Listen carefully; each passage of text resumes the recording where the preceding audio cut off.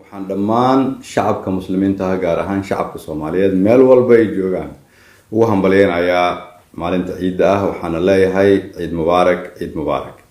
ciidani waxay ku soo aadaysaa iyadoo adduunyadu ay la daaladhacayso sidii la isugu day lahaa in wax looga qabto cudurkan adduunyada aafeeyay ee loo yaqaano COVID-19 iyadoo dawladda Soomaaliyeed dhammaan hay'adahooda iyo shacabka Soomaaliyeed meel walba ay joogaan ay isu gurmadeen si looga hortago cudurkaas ayaa weli haddana waxaa muuqata calaamadihiisii inay sii socdaan sidaas daraadeed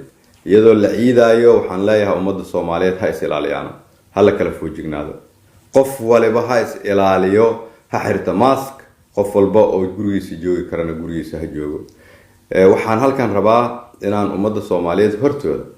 uga mahad celiyo dadkii Soomaaliyeed ee habeen iyo maalin taagnaa sidii dhibaatadan ay u soo bilaabatay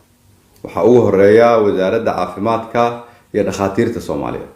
gaar ahaan dhakhaatiirta Soomaaliyeed ee afurayay isbitaal Martiini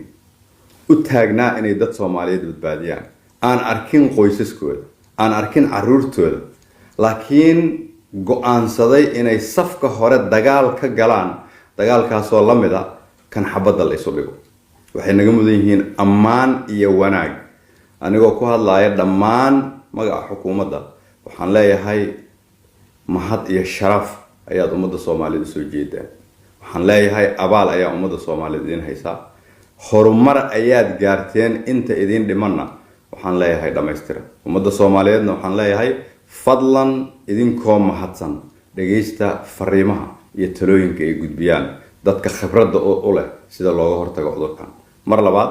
waxaan leeyahay ciid mubaarak ummadda Soomaaliyeed ha duceysato ha isgarab istaagto si aan ugu gudubno cudurkan ummadda aafeeyay waa mahadsantihiin